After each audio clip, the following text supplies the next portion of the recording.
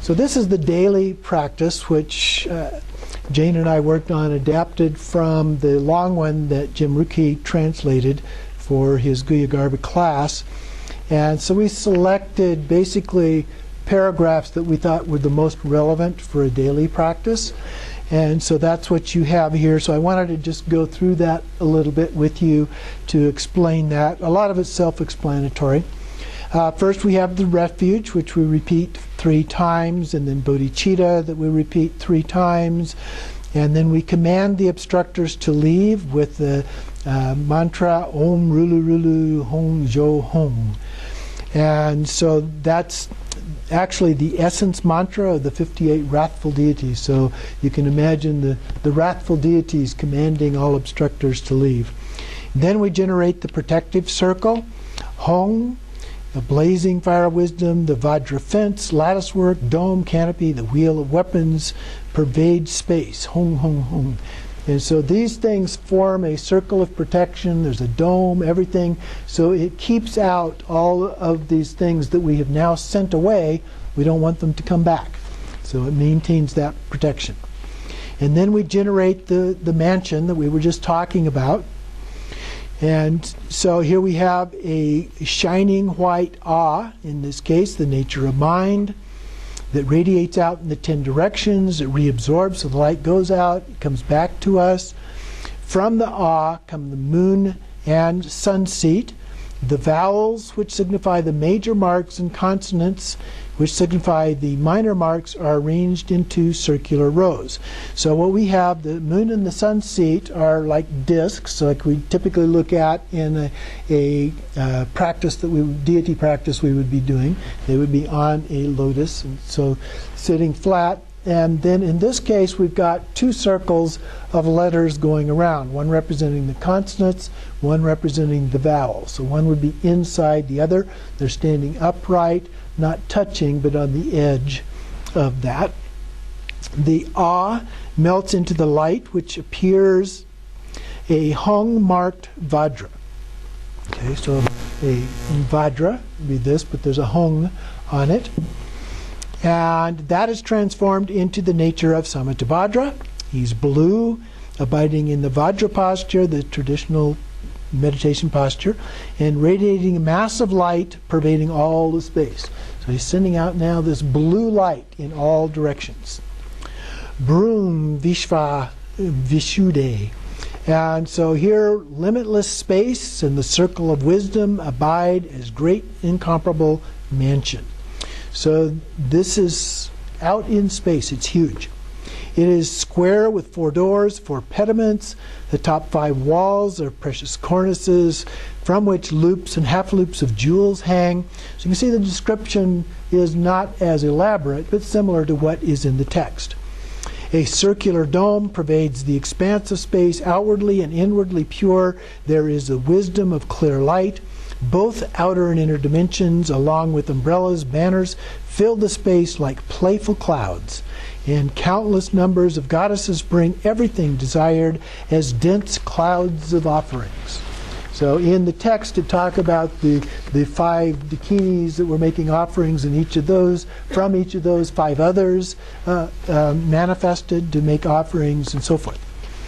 Then we generate the deities. First, Ah is unborn suchness, then Ksha is the heart of wisdom mind, and then so saying we appear as Samattabhadra. And we're blue in color now with Samattabhadri, our consort, but in this case she's on our left in the beginning. So we're not yet in union together. So then means and wisdom, clouds of joy, be like bliss, then bodhicitta, and the host causal circle. This is the mandala. The result is the ripened realization of the conqueror and the wondrous host of the 42 peaceful deities. So now the peaceful deities have appeared. This actualization of the unconditioned and conditioned is the Vajra Mandala. So these are the deities. That the host of causes and conditions, having no power, cannot surmount. So these have the supreme power, if you will. Aho, from the heart of the Yab-Yum non-dual embrace, clouds of syllables radiate to accomplish the work of the Buddha and are then drawn back into the mandala. So now we have embraced, the Samattabhadra and Samattabhadri have embraced each other. And then Virachana, Yab-Yum, absorbs Samattabhadra, Yab-Yum. Okay? So now we have the appearance in front of us of Virachana, and then we absorbed into him. So we would be at the heart. So then from the heart of Virachana, Rigpa Samattabhadra emerges. So that is the nature, the very nature. In the text it talked about the nature of Samattabhadra. So he emerges here as the nature of Samattabhadra, standing up with legs together and folded hands, adorned with a single sattva. He's a single body, so no consort. Around whom the mandala deities, having circumambulated 3 times, scatter flowers at the western door. So that would be behind us. So scattering the flowers. And then having made their request, pink light rays of means and wisdom and ripened karma from the deities touch Rigpa Samattabhadra. So these light rays are, I would imagine, from means and wisdom would be the representation that would come out from the heart. So that would be Samattabhadra, Samattabhadri in the heart of Virachana with his consort. So this would be from Samattabhadra, Samattabhadri, who are inside the heart of Virachana. So it's radiating these pink light rays out in the form of Om Ah Hong. And then by touching Samattabhadra, the light becomes the syllable Hong. So this is the external Samattabhadra now that's standing there by himself. The light becomes the syllable Hong and is absorbed into his heart. He has an overwhelming brilliant presence, having produced bodhicitta from its place of the abode in the secret place of the Yum. All the deities become absorbed in that bodhicitta along with the sound of their respective mantras. In the middle of the mandala, atop a lion, sun, and moon, all become one mass of light whose nature is bodhicitta, which transforms into Hong and Mom, sending forth and drawing back light rays that become a Vajra and bell. These are then transformed into Virachana, Yab-Yum. Okay? So then we have the emptiness mantra, Om Shunyata Jnana Benza Swabhava Makoham. And then we are blessed with the empowerment of the fivefold wisdom, body, speech, mind, qualities, and activities. And then the mandala Virachana Yab-Yum is blessed with the Vajra in the lotus. So then they are joining together in sexual union. And so the vow is explained, Samaya Ho. So summoned with the sacred words of joining in union, the bodhicitta of the Yab, the male, spreads forth into the secret place of the Yum, and that would be the female, and that is blessed with the incomparable mansion inside of which are the seed syllables of the deities.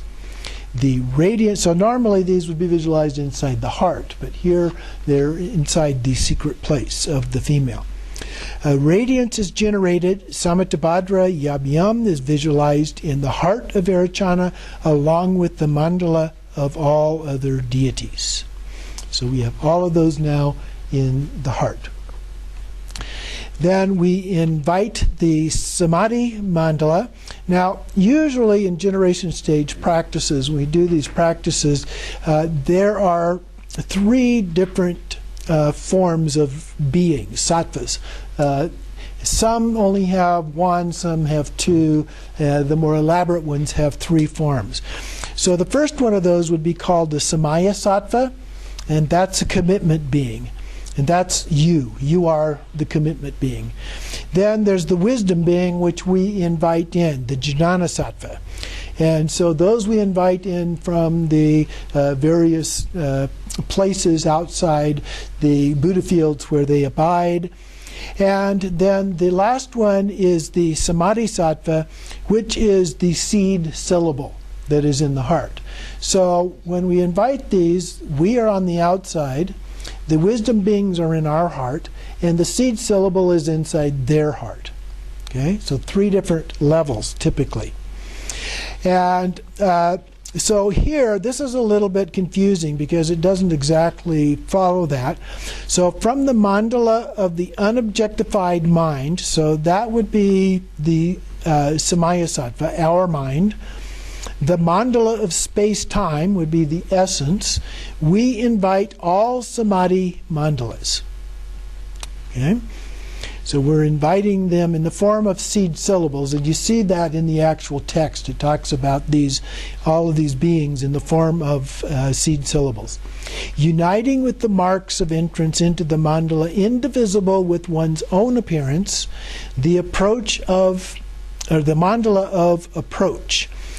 So that is the manifest version of that. So that would be like the samadhi sattva.